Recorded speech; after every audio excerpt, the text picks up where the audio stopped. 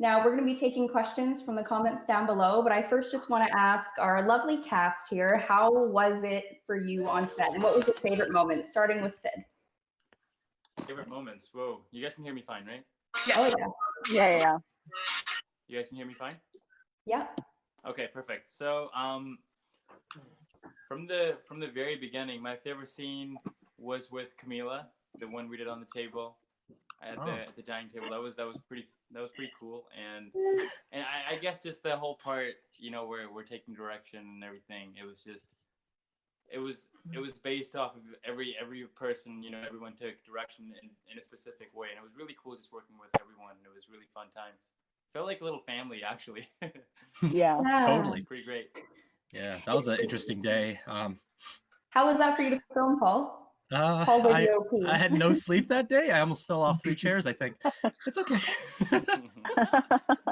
That camera was so heavy. It's okay.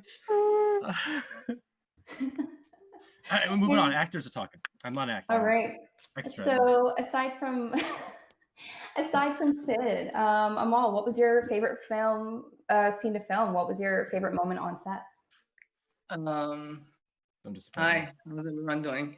I'm sorry if I sound like that. It's like 5:30. I woke up 5:30 in the morning. I'm in India right now, so. Oh wow! Thank you for joining us.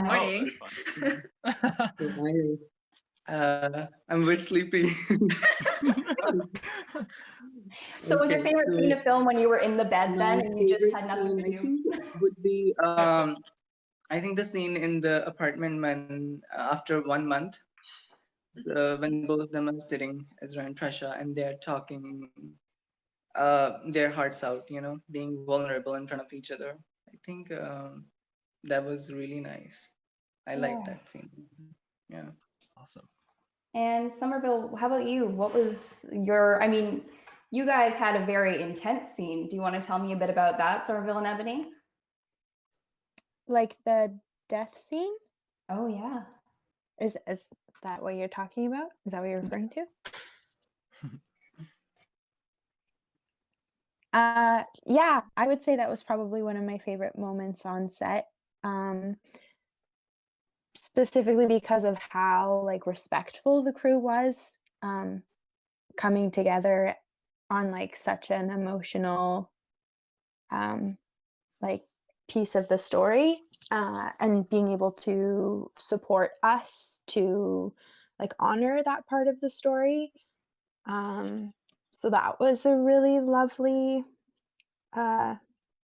like thing to experience, and that's something that I hold as like just a memory that I really, really like from this process. I'd say like another favorite memory from set would probably actually be the amount of like fight choreography that we did, including the fun that we had when we were doing our rehearsal, even before we got to set. Working with Kara was really fun, and getting to like work together to choreograph something that tells a story that's not necessarily like word for word written in the script was like a pretty cool experience. Yeah, and how was that for you, Ebony? Because little do people know, you had quite a bit of fun with the stunt there. So excited. One of my favorite moments, guys. Come on, it was getting dragged, airlifted. That was a lot of fun. But I think my other favorite part was the death, just because of the shift that we got to have in the emotions, and then finally seeing it come out where I died is like, whoa. What was your reaction to your own death when you saw it? My last gaze, it's like, I'm like, oh my God, my last look. And the camera, and then I'm done. Yeah. And you two really had different... Somerville as well, like her breakdown, and I got to ride home with her, so I got to feel and see the real emotion in that. Yeah. Oh, that's amazing. And Jade, you spent a long time writing this, even years before we even started filming. How was that process for you from beginning to end? Oh, it's really interesting. Like a lot of it has changed from like its initial concept. I think like, I don't know, it really, how do I say it? It's like really gratifying to see like how much input I can take and to see how it's like evolved into this kind of thing. I'm really glad that the climax was effective. I really loved seeing it come to life. It was just one of the first experience I've had, like actually seeing it actually transform into the visual medium. So yeah, I don't really know how to comprehend it very properly, but it is pleasant, incredibly pleasant. I'm very thankful. Oh, that's amazing. Now, we have a few questions here from the comments, which is amazing. So I'm going to start with Mara Baldassi. How did you get the idea from the film? For the film? Oh, what film? This film. Got the spotlight, Jade. Oh my, okay. That's interesting. So I think I was on my way to my summer course and stuff, and I had just this random, really cute meet moment with this person I never met. But I was thinking, like, basically what happened is like, it's funny because basically this film just sprouted from like a time that a guy stepped on my shoe, and then he actually meant to like ask me out. So I was just trying to think like, oh, what if, like, I think I was talking to actually, I believe it was like my friends who are watching right now, Magdalena, Christian Vargas, who is also part of the shooting. Thank you so much. And yeah, Magdalena and Daniela Serrano. And like, they were like, oh, what if he did it on purpose? I'm like, well, why would he? And I'm like, then all of a sudden I was listening to a lot of Phanogram. There's a song called Futuristic Casket. So I was like, oh, what if like, there's a thing where like we knew each other from a past life and they were like, I recognize you. How do I try to get your attention? So that's kind of how the idea came into motion. That's so cool. And we have another question here about the costumes, which is something I think Sabrina can speak to.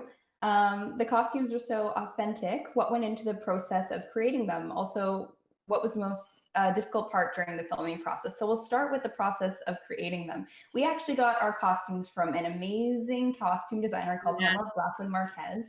Do you want to speak to working with Pam, Sabrina? Yeah, so Pam was actually worked with Paul before she did any of us. Yes. Yeah, that's right.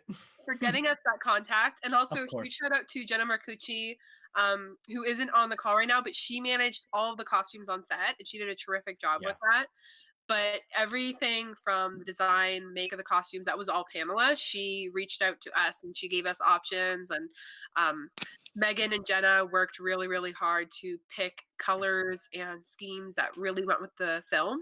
So if you notice, Jenna did a really good job with keeping Sid, who played Prasha, with reds and Ezra with blues throughout the film. So she did that, and then she also did a lot of other stuff with colors. But in terms of the costumes, that was all Pamela. So my advice to anyone who's looking to do a historical piece is find a costume provider who has it all, because they are there to help you, and she did just a phenomenal job. In other words, find Pam out of the attic costumes. Please go and give her more business. She is phenomenal, and the way that she stitches her costume, she doesn't even have something to work off of. She does it by hand. It's amazing. So the next thing is, what was the most difficult part during the filming process? And I want to go through each of us because I feel like we'll all have a different answer, starting with Amal, going all the way down the line. I'm last, yay. Okay. Oh, I'm not on my line. Oh, okay. Oh, so we have the lines are different. Oh. Okay, so I'll direct then, as I did on Yeah. You could pick, Megan. Always the director. We'll start with Amal, and then we'll go to Ebony next. Cool. Okay, what was the most difficult part to film? Yes. Yeah. I think the last scene, because it was the longest scene to shoot in one go, and then it was a very emotionally charged scene. So I think that would be the hard. And it was so cold. We were trying to fit in everything because it was the last day of shoot, and we were trying to fit everything into the timeline. And then I think it was just a lot to do with at the same time. So I think that would be the scene. Yeah, the two of them had blankets in between shots. You can't tell by the image, but it was a cold October day. Amazing. Ebony, what was the most difficult part for you during filming? I think for me it was the weather as well. When we were doing the last scene, it was outside on the porch, and we were in the blankets, thank God. But yeah, it was too near the end of the day, getting late. But besides that, the rest was such a joy. It was hard for me to pick one. Oh, and Jade, how about you? What was the most difficult part of filming? The first, like all the cafe scenes, I have flashbacks because basically the lavalier microphones, because they're wireless, they kept picking up music. So we kept hearing fiddle music through the microphones throughout like the entire like solid hours. It was just me constantly trying to change radio channels, and like thank goodness for Ashley's music. I don't believe we want fiddle music in our films. And Camilla, how about you? How do you feel about that? What's your most difficult scene? I think I had a lot of fun overall, like shooting everything. But probably like one of the biggest challenges was when we were doing the restaurant scene because I was eating on the scene. So like continuity wise, I was just like eating spaghetti for 4 hours straight and then trying to like remember every movement I was doing. And then like it looked so nice on screen, but I was just eating like straight cold spaghetti and like making it look like it was really good. It looked like it was delicious. It really did. Yeah, it was really good. Director of photography, what was the most difficult scene for you to film? To work out Oh my God. Okay. Well, I just imagine Camila just taking one tiny bite out the chicken, like a tiny nibble during takes, just like everyone's just hiding on the side of the plate. Yeah, no. No, I must say, like, I think the hardest scenes for me was there was a word I wanted to accomplish with the film, and that word is authenticity. And when you do scenes from the past, you have to be authentic to the time before and getting that aesthetic. So I think it was really amazing that we had such a great art director and location scouter, which is Sabrina, helping us get the really authentic locations. That was easy on my part. I mean, the art is half my work. So I think the costumes was essential. That's why I think Pam was a great levity off of me with those scenes. But yeah, I would say those scenes were tough because we were limited on time. And I kept on adjusting our moon 1 inch every take. I'm like, I can't get it perfect. But yeah, it was tough. Yeah, the funny thing is, and what you guys might not be able to tell is, especially during those 1600 scenes, that was one long day at Country Heritage Park in Milton. And that scene when Somerville and Ebony's characters are waking up in the morning, that was pitch black in the middle of the night. And when they were on the porch, we had car headlights shining on them to help light them up. The things you do for film. Yeah.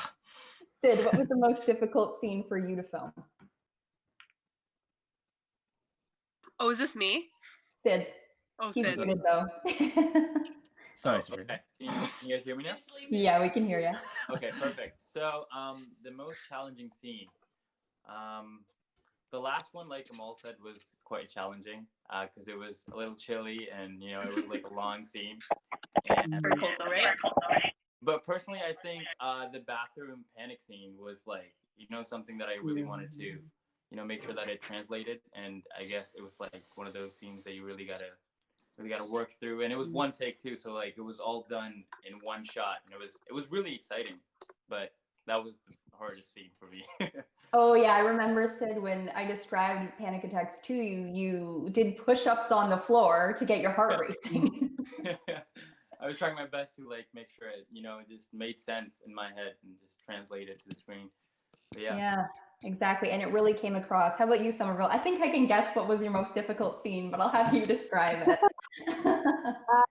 Yeah, I would say definitely like watching Ebony die. And yeah, that was like just some really intense emotional work.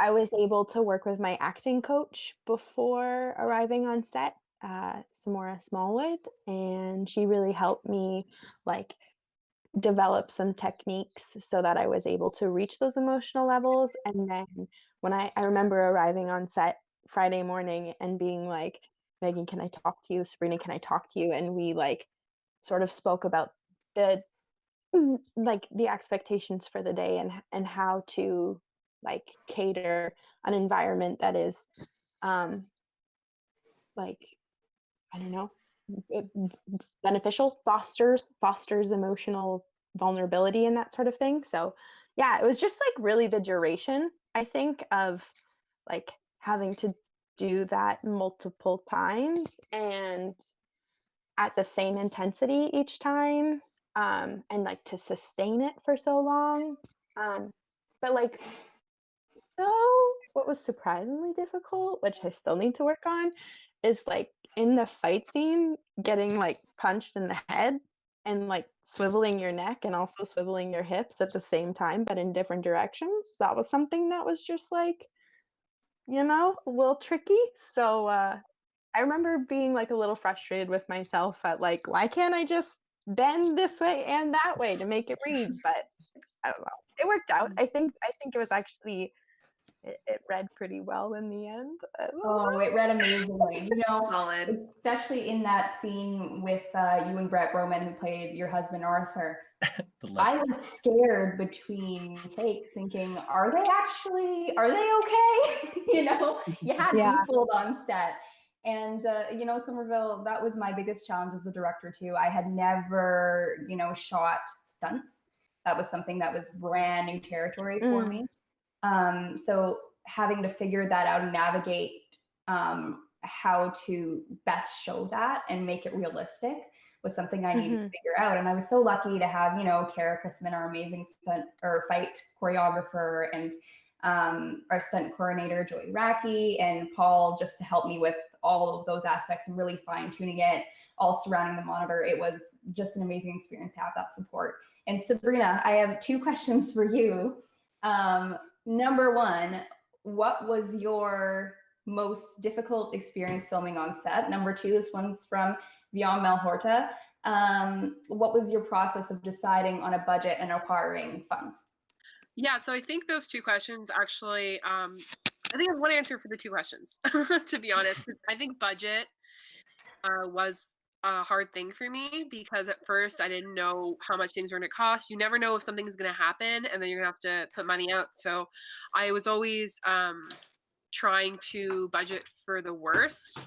And then this way, if you get that worst case scenario, you're okay. If you're not, then it's okay. I think in terms of making the budget, it did change a lot from when we started to where we are now. For example, like we budgeted to rent a ton of camera equipment, and then Paul came in with his amazing setup. It was like, don't worry, I got you. This is black magic. We had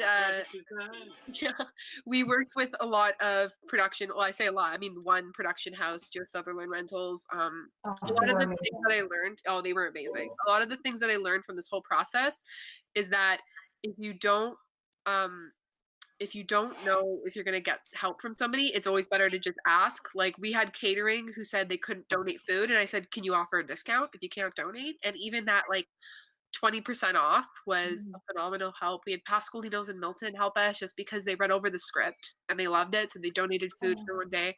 So I think in terms of budgeting, you have to always prepare for what the worst case is and then adjust along the way. And then this way, if you have extra money left over, you can throw a huge party. In that case, that didn't happen for us. Thanks, quarantine. Yeah, we ended up, and post was another thing that I didn't budget for, because I initially intended post to be done with all of us, but then we realized that there were a few things that we need to get done. For example, Ashley did all the composing, phenomenal job. Cass, who helped us out with editing, she worked with Jenna, who also edited the film. So it's costs that you don't anticipate but end up helping the film so much. And I think besides that, my hardest day on set was just there was a whole week that we were back-to-back filming. Yes. And as producer, you have a line producer on set, who we had Jacob, and he did a phenomenal job. But I Yes. was doing, Yes. I was always planning for the next day, and I was worrying about the things going on today. And thank God we had Jacob because he helped me so much. But it was really hard to think, okay, what can I do right now to help everyone out, and what do I have to get done tomorrow, to make tomorrow better? So just a whole bunch of things. Yeah. And we have some comments here, and I think they're very sweet. Amber Fang says that was a really emotional scene for me. You guys acted very well. Kara, our fight coordinator, says, congratulations on a beautiful, poignant piece. Google Hang is full. Oh, we would love to have her in here. But enjoy this. I'll catch the next one. And what other questions do we have here? A shout out. That's funny. So we have a bit of a conversation. And here we go. Uzi Osborne says, question, what part about the filmmaking process and being on set in general made you realize a stereotype about film that's actually 100% true? This is interesting. Okay, let's start with Paul this time. I think it's like questions. Well, I'm gonna read the question again. 1 second. Okay. What part about something? Let me realize what film that's actually 100% true. Okay. I guess when you hear just one more take, it's not true. That was a drag. Yeah. I guess there's I guess we played a lot with stereotypes. Like we had such a fun atmosphere. Like everyone was supporting each other. Everyone knew each other. You know, before colleagues, we were friends, right? And that was so important. So, you know, when someone was being like, I'd often tease Megan, you're being the diva director. You know, like the term diva is a huge stereotype in film, and we would like to play around with different, you know, sort of aspects like that because, yeah, we felt like a family. We felt like we could trust ourselves and with everyone else because we trust them. And I guess just the biggest thing I learned is like it just can't be reiterated enough. It's such a team process. Oh, it is entirely. And it was funny as the days went on and as the weeks went on, Paul, you're right, we all became like a little family on set. You know, Sabrina's Nona sometimes would cook for us. And we'd go downstairs and we'd have a big platter that we'd all sit around the table and eat together. And we played D&D one night. That was so fun. We did. Yeah. I'm curious about what our actors think about this question, about the stereotypes of film, what turned out to be 100% true with this film. This is something I want to hear from an acting perspective. Anyone jump in? So I think you as the director, personally, you did a really good job when we were working with the chemistry. And I remember you called me and said a day before production, and we were just like, we were developing all these like backstories from the characters that eventually ended up for us becoming friends. So then by the time we arrived at set, we were already friends. And I remember we were on hair and makeup the first day and we were just like rehearsing the scene, and then we started like joking around with different accents and just like bringing up stories from the characters as if they were us. And we were like, remember that time when we were at your dad's house and then this thing, and we were just talking from a character perspective, which was so funny. And I think bringing in that friendship on screen was like really real, and we were able to like portray that. So that was very fun, and it felt very real for sure. I'm so glad that worked.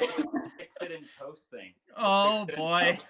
Oh my god. Oh god. Lovely. I kept hearing it. I thought I wouldn't hear it as much, but then I heard Paul after every take. Don't worry, we'll fix it in post. Don't expose me like this. And that was amazing because everything was perfect in the post, and you know, I mean, even though it's a great stereotype, like okay, we'll fix it in post, but it worked. I mean, it's great. So yeah, that was 100% true. I think my props are hunting me down now. So. And speaking of post, I just want to give quick shout outs. Jenna, she edited our first version of the film, and then Cass took it and spruced it up. And she is at You Want Pizzazz, an amazing company. She's so easy to work with, and she's so talented. And she did the audio design too that Jade had recorded on set. And along with that, Paul did all of the color grading himself, which I thought was pretty phenomenal. Yeah. And anyone else want to jump in? Any of our actors? I'm thinking about like that emotional scene again, and then like us having to hold for an airplane. So you're like, that I don't know. I feel like that's the stereotype. You're like super invested in this moment, and then all of a sudden you have to hold in that moment for an unknown extended period of time until you are allowed to continue, and that's pretty funny, I guess. Oh, that was hilarious. I remember you guys were kind of mid-fight or mid like a tear streaming down your face, and then an airplane would fly over the forest. Oh, Yeah. You just have to hold. Yeah. Thank you, Milton. Oh yes, thank you, Milton. Anybody else? Another funny moment from that scene too, just a Yeah. light mood. The death was when your husband, he starts swearing in English, like modern day English, and we're like, that's not the right decade. Oh, Anchor. Oh my goodness. Oh, there was one scene. It's tying Ebony to the tree, tying. We had her hold the rope, so she wasn't really being tied. And he goes, "Fuck!" And we all go, "Canker." The best part is he went fuck. So he like halfway said it and realized he fucked up. So then he was like, "Oh no!" Deep inside, he knows he was like, He was so angry tying me "Yeah." up. And And then we another were thing like, that I found interesting about that day is the difference between Somerville and Ebony's acting styles. Somerville all day, since the beginning to end, crying, you know, in the zone, all like feeling that emotion. Ebony, she would get into it when the cameras rolled and she would be just as emotionally invested. And that actually be, okay, let's go again. And I see her laughing with the guys who were dragging her away. And it was so funny. It was just like, "Oh my god." method versus I can get into it and out of it like this, you know? What are your thoughts on that? Let's get on to Mark. It was just like, it felt like a roller coaster because I was being dragged and I was fighting and it was like all this adrenaline and then I was like, ooh, and then all this adrenaline and I was like, whoa, I'm getting tired just from going like this. And the fighting. Oh, it was such a fun experience. Let's go through some answers here and let me see. Yeah, we got a ton of questions for you. I think a lot of questions for Jade actually. Yeah, so here's one from Danny Serrano. How did you pick the time periods to set the story? And would you show or create another story showing the Cold War or Stonehenge? Ooh, this is interesting. Right. Okay, so we kind of like had this concept. We originally had 3 timelines actually. So one of them, it was gonna intercut between the Salem period and like Cold War and modern day, just to kind of see the passage of time, to kind of see how each of the characters kind of evolved in their personalities throughout, as a result of like, well, the heavy experiences they've experienced. I know words. But we had, like, just for the sake of time and cohesion, we decided to go for the very first timeline that they had together, which was why we chose Salem. We thought it was really interesting, like a really good opportunity to kind of showcase the past. But yes, in regards to the Cold War, actually, I have started independently writing my own kind of storyline from what we know in the modern day as like Prash's point of view and who he is and everything. Right now, it's currently in a bit of a novel format. But yes, I'm very excited. It has a lot to do with kind of themes of like World War II and like kind of like the sentiments towards that as like someone who's like of Chinese descent in there, addressing that and like people from the different sides of like the war from World War II and how that translates over. And a follow-up question from Danny Serrano. In this universe, does everyone have someone like this? Huh, interesting. Previously, I was playing around with the idea that maybe character, that was Malika, the best friend of Prasha, is actually an incarnation of one of the people in the Salem period. However, I thought it would be really interesting to have just a few people within that universe to actually experience that. So, in a way, like I kind of thought of it like The Crow, if anyone's seen that from like 1993, 1994. Basically, it's like the soul is so like kind of like restless after what's happened in their life that they're brought back again. So this is what's happened for these particular characters. Very cool. Now, this one's from Renata Aguirre. What were all of your guys' feelings on the first day of shooting? I would say I was very nervous, very excited. It was a little bit chaotic because we had an amazing location, but had to get through several scenes. There was one that was actually cut. Our first day was at the cafe location. And going through that and having that hard out and trying to get the best performances possible, and working with Cinda Mall, it was insane trying to move that forward on time, and working with getting everyone in hair and makeup. Ebony was in that scene. Everyone, it ended up being great, but it was a whole new experience to deal with. Anyone else want to jump in on that one? Yeah. In terms of the technical department, the first day we also didn't get the lenses we wanted, which was really tough. And it was also the day where I realized my back was giving out. Just being fully honest here, that was the lens we got was actually a broadcast lens. It was a huge zoom, it was a power lens. So that thing on my shoulder and my back didn't like it. No, it was no. So it was a very nerve-wracking day, definitely. Yeah. I just want to add that I massaged Paul whenever I could.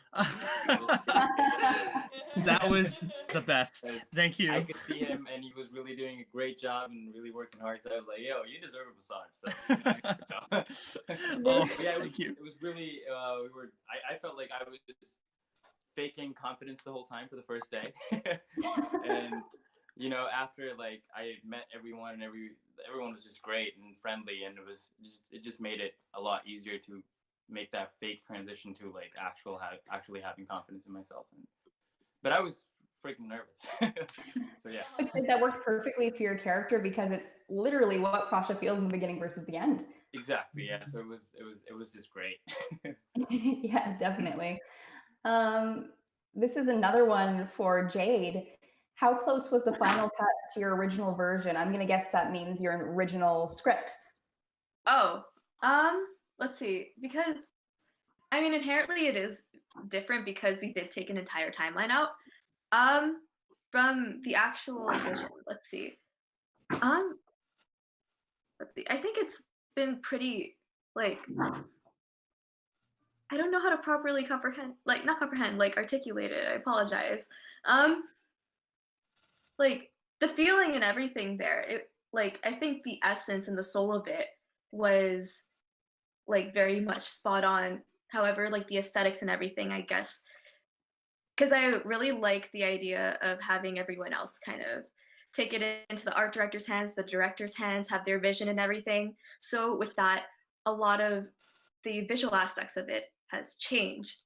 But I guess, how do I say it? To actually see it in its final product is very interesting because I would have never thought of it otherwise. And yeah, it's great. That's so cool. And this is for our actors. Was it really hard to get into character? That's from Daniela. Anybody can jump in, whoever feels like answering first. It took me a little while to understand the accent because the time period is so unique. And coming with my background, it was like, how am I supposed to talk here? And Somerville, you look like you have something to say to that. Oh no, okay, I'm good. I can skip over that. You'd skip over that one.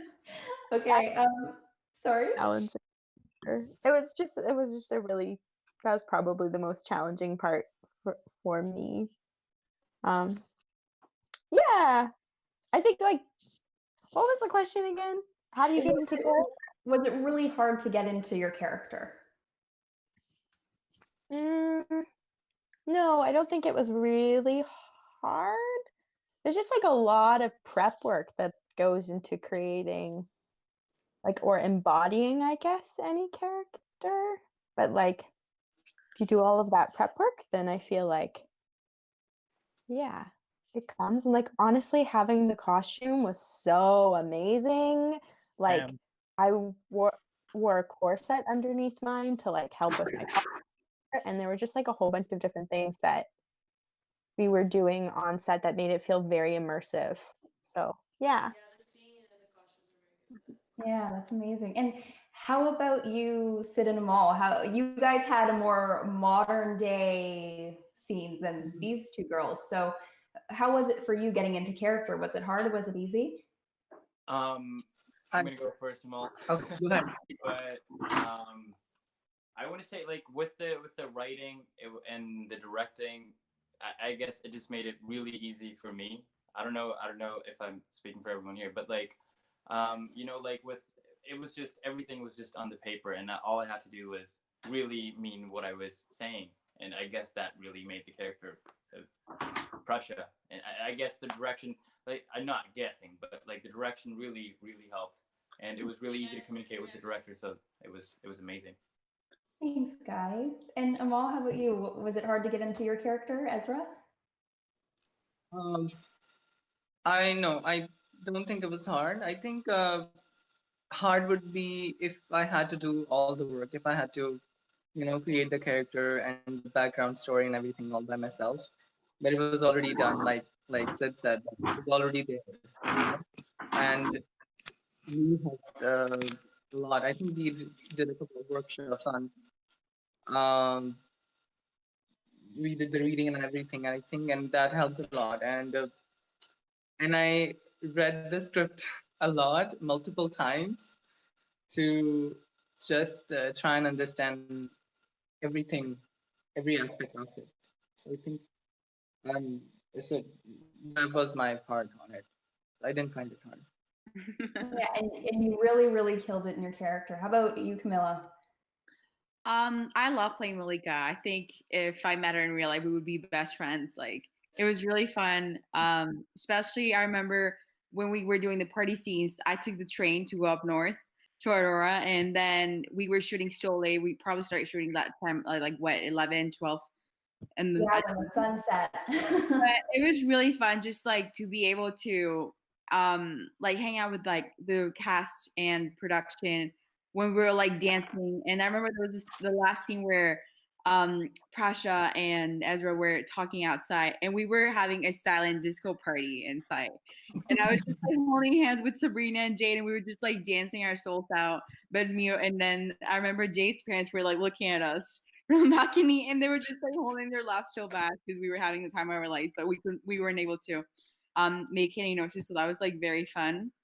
But yeah, I think everyone was like able to get along pretty well with each other, and we had like such amazing crew, and like you were so good at directing, we were able to like portray all the meanings in a very accurate way. So I found it really fun. I didn't have any limitations playing Malika.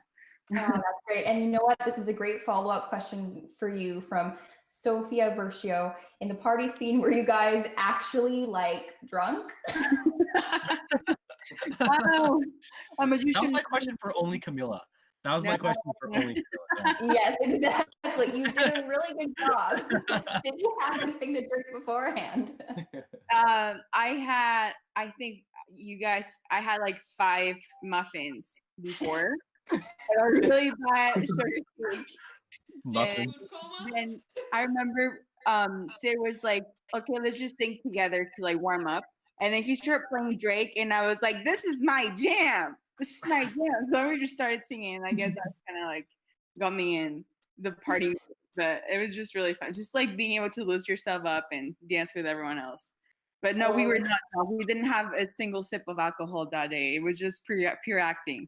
And thank you to all of our background performers there too. You guys did a phenomenal job. Sabrina was actually one of our background performers, and it was fun to see her dancing across the screen. How was that, Sabrina? It was good. It was really good. It was fun. Your 2 minutes of fame. My 2 minutes of fame, as Spencer explains. Sad my scene got cut, but it's okay. That's show business.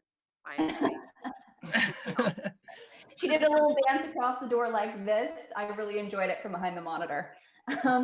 This is a question for sorry Mia. to cut in, Megan. I'm just gonna introduce. We have our tech lead Jen coming in. I'm gonna hop onto the host server, and I think we also missed a question for Jade. Oh yes, where's that? And it was asking her about her writing process. So it was, what was your writing process like? Do you like to make notes before starting the script? And do you know how it's going to end when you started typing? Right. The drafts. So yes. For me, the way that I kind of did it, I kind of just wanted to go a little bit more freeform to start. So usually there's like things where you start with like beat sheets where you talk about every single little moment that goes on. For me, I kind of just wrote like just a bunch of paragraphs of like kind of how I saw it in my head and start to workshop from there. And I always know how it's going to end. And so a lot of it is like I'm kind of okay with little gaps in between because then I like kind of jigsaw puzzle or like kind of like a slide puzzle really to see how it all slides into place. Yeah. Yeah, and I remember, Jade, when you were writing the script, you had tried many different ways of trying to put the timelines together and have it flow, and I think it ended up being really powerful. Thank you. Yes. Yeah. It's been a time. This one's from Vyong for me. Your biggest lesson from this film, and what would you change if you could do it all over again? Ooh, that's a tough one. I think my biggest lesson would definitely be directing a period piece. It was definitely a different style of directing, as well as stunts. Those were completely new things for me, trying to figure out what accents do we have? How do we practice those? What references do we send? How do we talk about, these scenes? What do we do with people's comfort levels with intimacy, right? What do we do with people's comfort levels with nudity? How do we make sure everyone is safe during a stunt? These were huge lessons that I learned and I will take away. And I'm so happy that I did. What would I change if I could do it all over again? Probably the cafe scene. We would plan our lenses a little bit better so Paul wasn't dying. Yes. We had that one big lens, like just trying to track Sid with it. You could see him shaking and just trying to get it. But he got a massage from him after, so it was all okay. I won't blame, but no one here's fault. Yes. It's okay. It's fine. Next thing. Oh, this one's for Paul. Were there any films you use as specific references or inspiration for your visuals? Oh, yeah, that's from Philip. Yeah, I'm friends with Philip.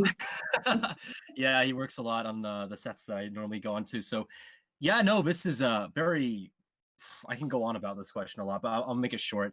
What was so appealing to me about the script and the film, not only being a beautiful story and character driven, is that it's very appealing for a DP. I mean, we're in so many places, we're in so many different, locations, and there's so many different tones playing around this. It's like it's like a paradise. You can go one way with the lighting, and it'll give off the creepy tones, like with Brett in the scene in the little hut, or you can go like lower contrast to more like popping, colorful look. And we weren't afraid of color, so we definitely. I was referenced a lot from Handmaid's Tale, which I haven't actually watched. But I know Megan loves the show, so I was referenced a lot. And I told Paul, you have a 28mm vintage Russian lens. Let's use that on Sid and Somerville only. That's going to be their lens to show their perspective. That was a Handmaid's Tale. Yeah, and I think Mr. Robot also had that particular lens for one character that we always tend to do. And 28 was such an interesting focal length. It has like this minimal distortion that always something is wrong's happening with the main character. We're always getting the head of the character, so that was very important to us. Almost at a certain point, the crew can debate that we were obsessed with it, but I think we had a good balance. We definitely played around with aesthetic, and that's one of the amazing things about this. I got to play with so many different lights and tones. And shout out to Jennifer for killing it. Yeah. I just want to jump in like real quick. For the second party scene that we had, Megan approached me and she said, "Jen, I want you to make this red like 2001: A Space Odyssey." And I said, "I got you, girl." So I got all the red gels out. Yeah, If anyone knows about that. So Paul and I had a lot of fun with that scene.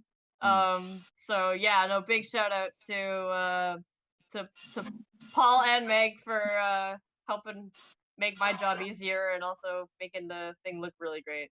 And Jen, shout out to you for making the lighting absolutely amazing. We actually have a question for you and Paul.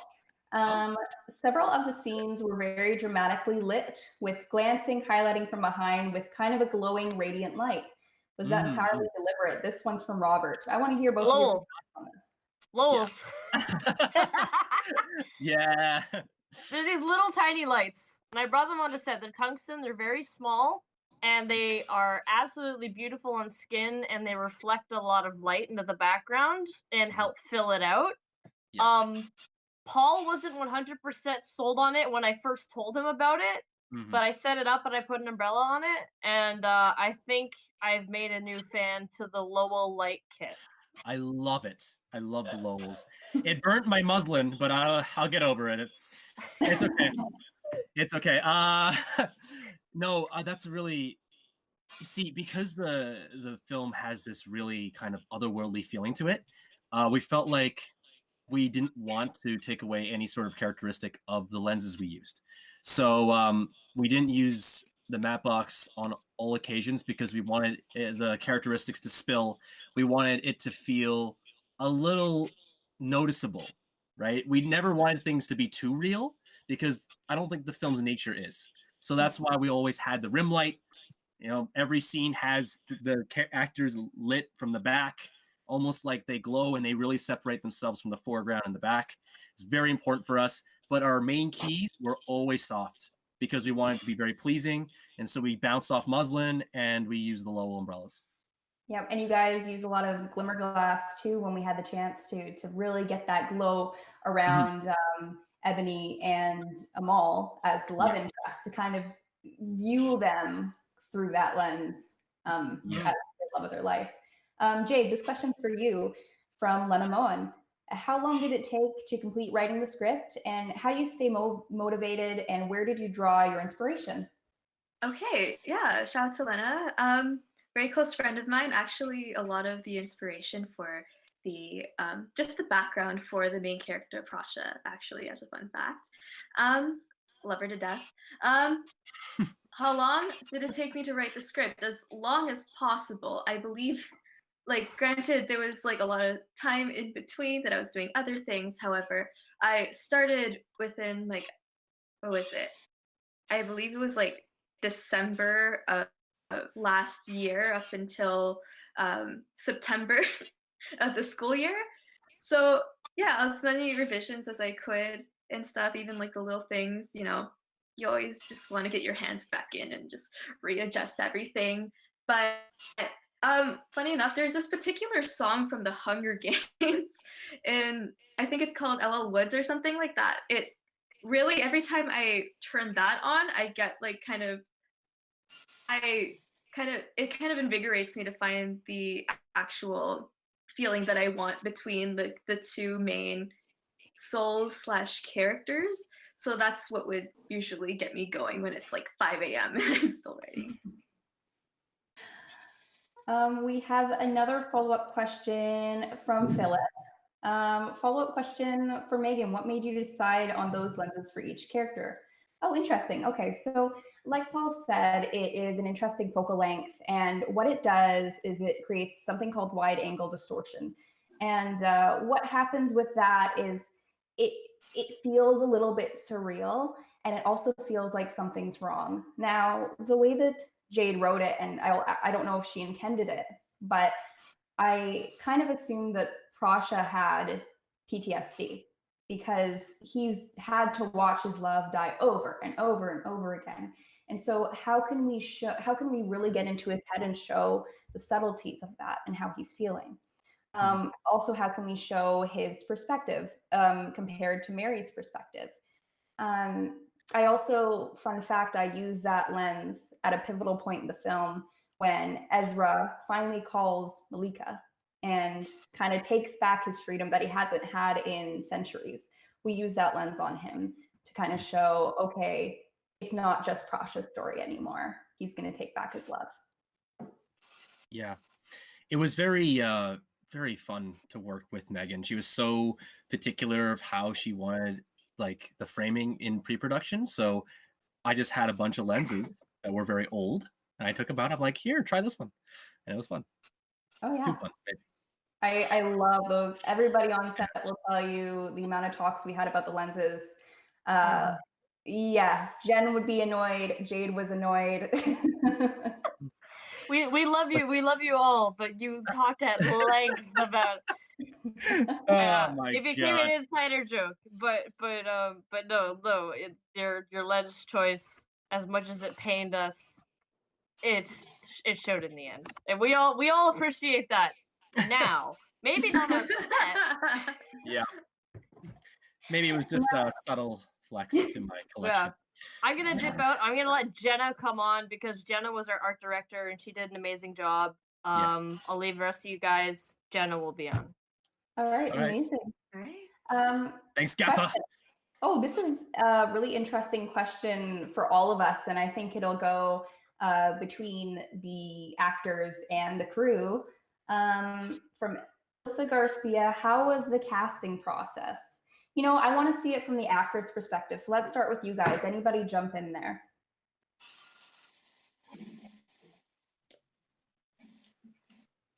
I'm just gonna go first then. Okay. Yeah, so, go ahead, Sid.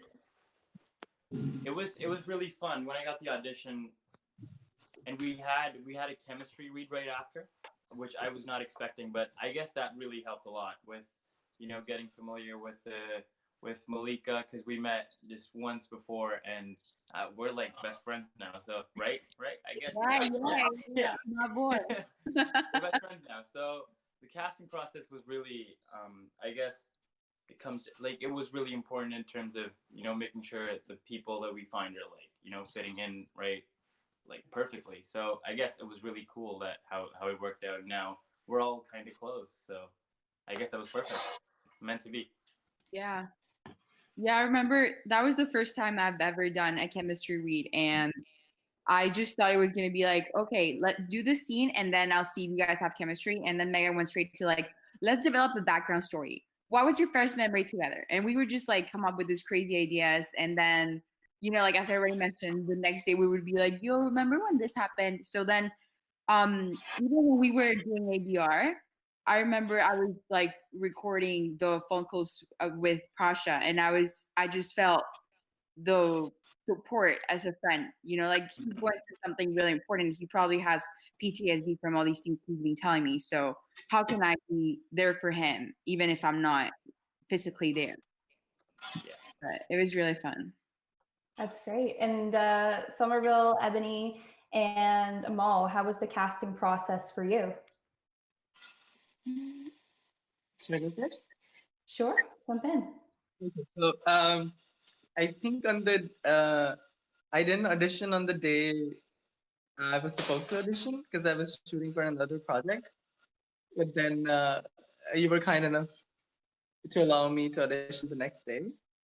And then I think you were having chemistry reads on the day before, but there was no one with me, so I just had to go like that. And I was late to the audition.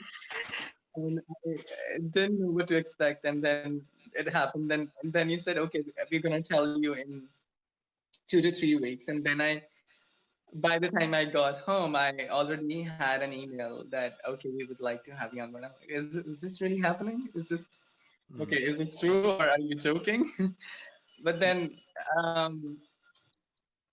and after that, I think we had the table read, and then I hadn't met anyone before, right? And I think I didn't know what to expect. So being there, not acting and just talking. I think that helped a lot.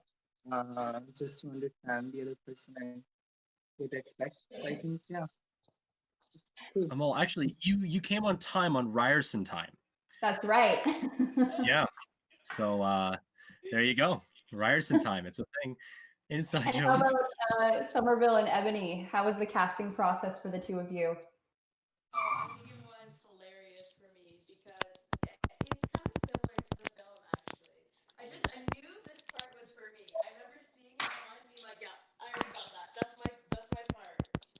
And then I was just getting home from work and the same day as the audition, and we got the addresses mixed up, Megan and I. So I was like running around the city as fast as I could on the other side to get to the audition. And so it kind of like built me up for the scene, the dragging scene, because I think that was actually a small part of that as scene. So I was already like hyped up, running around to get to it. And I already knew from that first audition that you guys were gonna be an amazing, fun crew. And I left feeling so good. I was like, oh, like on a high, and I was like, yes, this is gonna be so much fun. And it was meant to be from the get-go with you, Ebony. You just brought so much energy that we needed for the character. And Somerville, last but not least, how was the casting process on your end? We had a lot of Marys come in that day. Yeah, I mean, good. Like, I think the coolest part about this audition experience in particular was actually the space that you hosted it in. Like, oftentimes going to casting can feel very like intimidating or daunting. But correct me if I'm wrong, but the building's called the 519. Yes, the 519. Yeah, it was just like such a welcoming space, and for like you could tell that it was very community oriented. And then when you walk in, it's like all very, bright windows and like lots of sunlight and artistic like art all over the walls. And then the three of you were so welcoming. So I felt very like any anxieties that I had were like comforted, I guess, by all of that. And I like, yeah, it was just a great experience. Yeah, and you guys, you all blew me away. As a director, just being able to work with all of you, I could see just how committed you were to the role and how talented you were. And from the minute I saw you in the room, all of you, or in the case of Camilla, the demo reel, I had worked with her before. I knew I need to work with them. I need to have them on film, and I'm so glad that we had the chance to work together. Jenna's here now, and I want to ask you a question and bring it back from before. There's a question about costumes, and you had a really interesting process in planning the colors for the past and present versions of Sasha and Ezra. So do you want to talk a little bit about that? Yeah. Ivan, Sure. So I'd seen a couple different movies. Like this wasn't the most original idea, but it's art. Nothing original in art anymore. But I always like in movies when characters have a very good signifier. It's just a nice, easy way to kind of keep track of the character, keep track of what's involved with them, and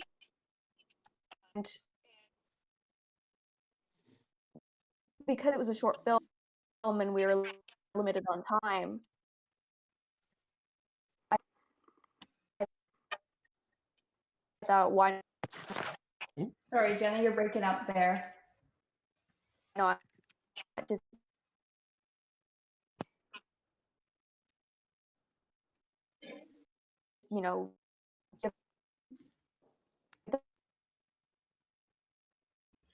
Uh-oh. Sorry, Jenna, you're still breaking up, so we can't quite hear you. But yeah, but I know that you really put a lot of effort into it, and I saw. Oh, there you are. Oh, what did you miss? Oh, nope, you're still cutting out. I know you put a lot of Okay. effort into the What did color. you miss? Oh, we missed, you were just talking about going into the process.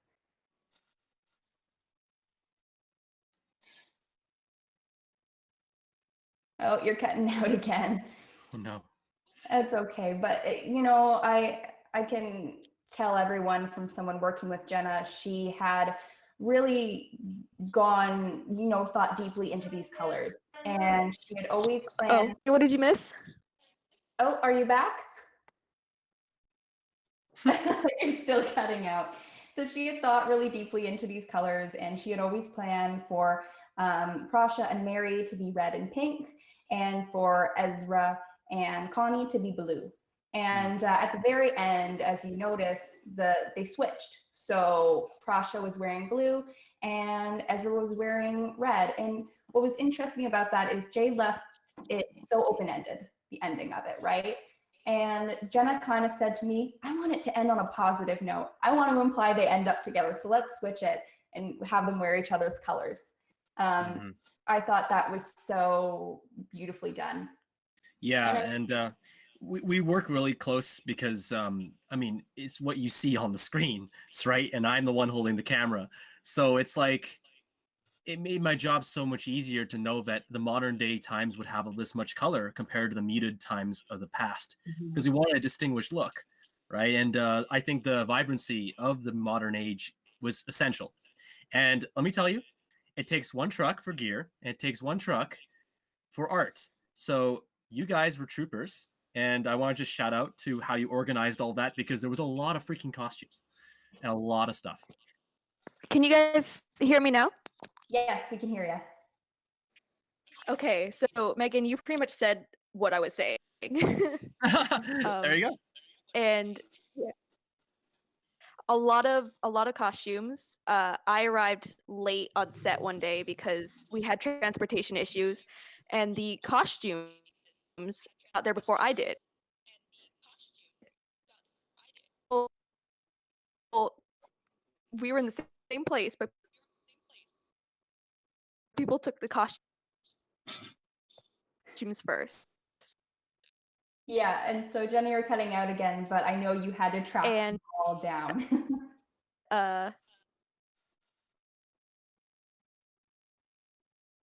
Sorry, Jenny, you're cutting out again. So I think we'll have to move on, but I'm sure that. Right, I'll just comments. I'll go so Jen can come back. Sorry. Yeah, it's okay. This is another question, last question from Byong for Sid. What is your prep process, and what do you think is a good idea for actors to be involved? And do you think it's a good idea for actors to be involved early in the writing process? I think I don't really think it's necessary for an actor to already know what's going to happen. Like, so you don't really need to be involved with the writing process. But my process, what works for me that I've developed, like, it's not really a set process, to be honest, but it's really for this production specifically. It wasn't really hard to, like, I didn't really dig deep to like work on anything, because like I mentioned before, it was just like all there for me, and it was just really easy to, just get that and just go with it. So I think as an actor, the most important thing that people sometimes think, they really put a lot of pressure on them and try to dig deeper and deeper into something that's really just there. So as long as you really mean what you're saying, and you're just honest as the character, what's going on, you're just aware of everything that's happening, I guess that's the best thing you can do as an actor, according to me, I guess. I think that's great advice. Does anyone have any different perspectives? Any of our actors? And being involved in writing before? From Sid, your process, what's your process going in? Do you think it's important for an actor to be involved early in the writing process? What are all of your thoughts on it, if any?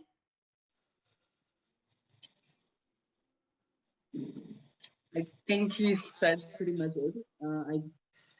Because you are acting, not writing the story, so I think you're not changing jobs. Your job is to act, so I think You don't necessarily, unless you are the writer of the story and the actor in the stories. I think that would make more sense. But I think it also depends upon the creators. If say per se your director wants you to be involved before in the writing, because that's their process. And I think then that would be the way to go. That's great. I remember when I got the script for the first time, and I was like, I thought Jade was an experienced writer because it was just so brilliant. And I was like, there's no way a student wrote this thing. And then Megan was like, no, yeah, she's in class with me. And I was like, what?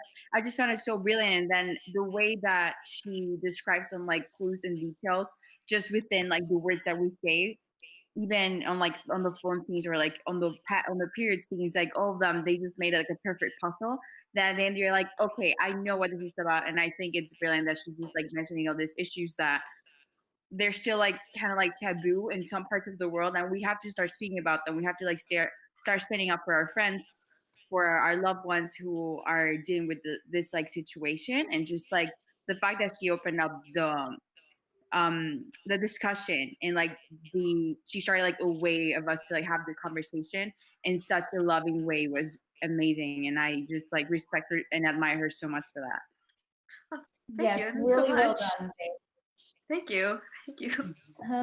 Yeah, anyone else want to comment on their acting process versus Sid's? Do they feel the same way? Do they feel differently? Well, I think it takes a whole army to come up with a film, and we all have our own role in the creation of it. And in some ways, we are a writer. I mean, we don't write the words, but we bring like our own energy and our own experience of how we interpret it. So then it makes it the whole piece. And Yeah, it takes a village to raise a child, basically. And I think, Jade, she initially brought this concept to us, but the amazing thing about Jade is that she's so receptive to other people coming in and suggesting ideas. Like, I did a bit of the research just for time periods and stuff like that, but we discussed all this stuff, and then Megan, Jade, and I discussed accents because of like specific historical stuff, and it was hilarious. But the amount that every single person had a bit of their input into the script, I think really helped make it better for everyone involved. Because we love you, Jade, and your script and your receptiveness, because you took all of us throwing everything at you and put it into a script that we all connected with.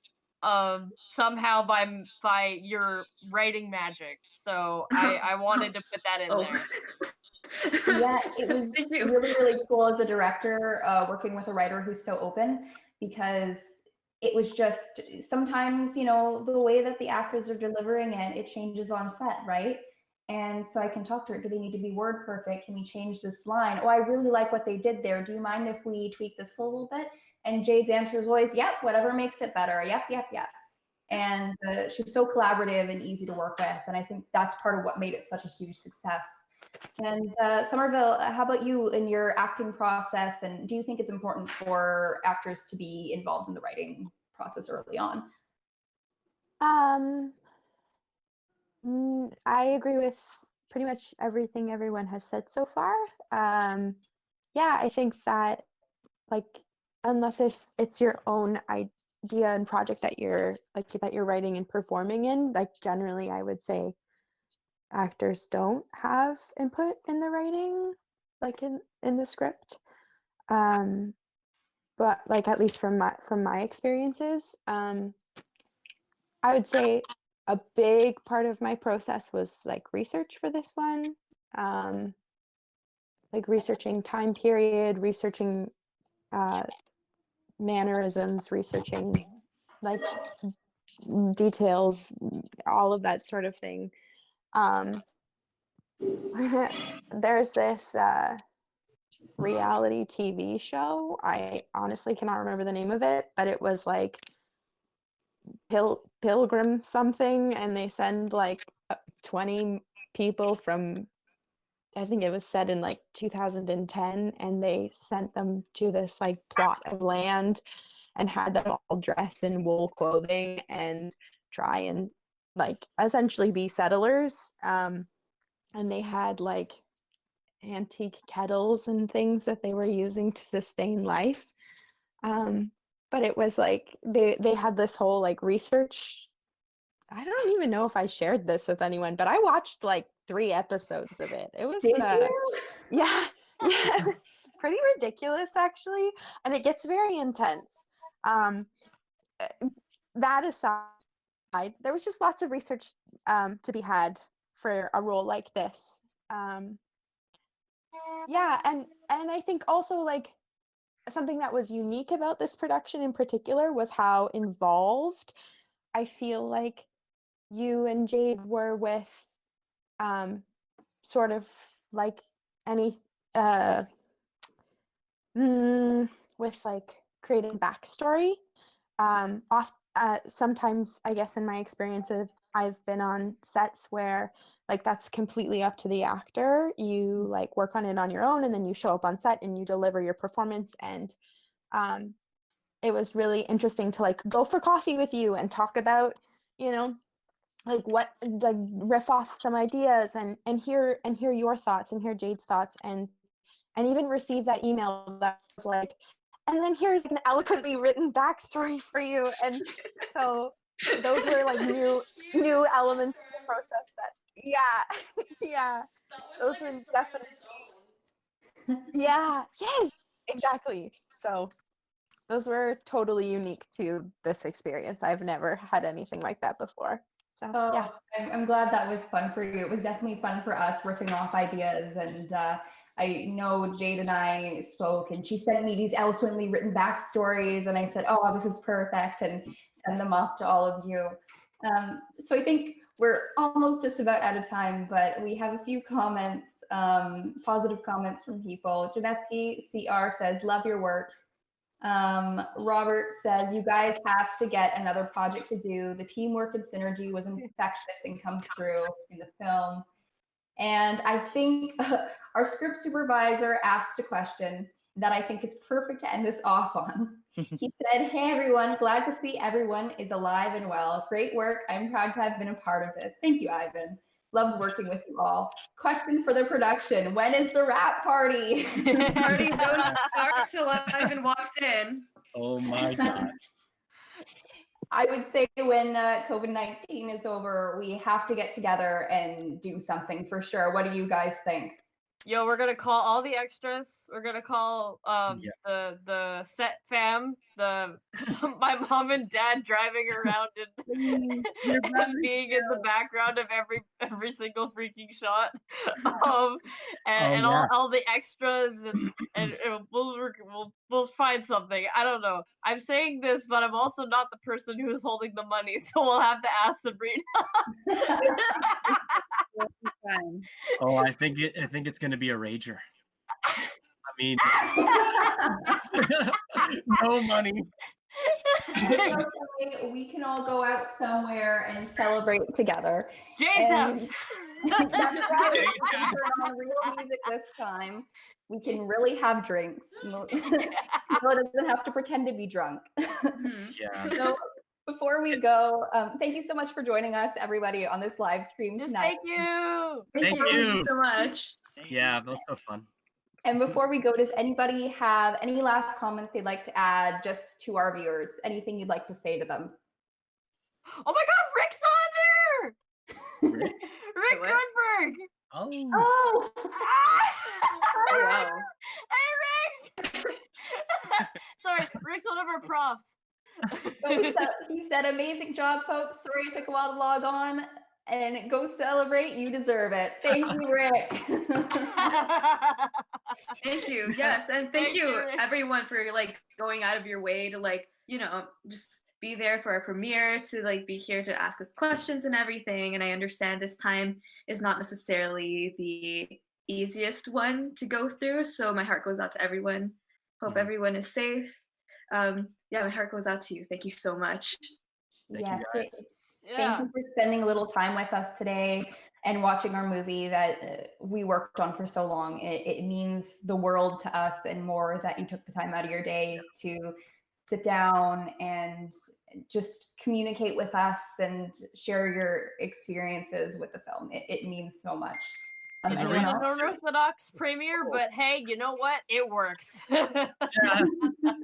And listen, we didn't talk about post for a reason. Okay, like listen, jumping the hard drives to houses was so hard.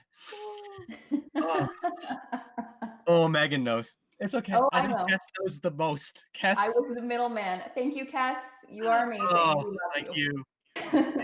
Okay. All right. Any last words from any of our talent?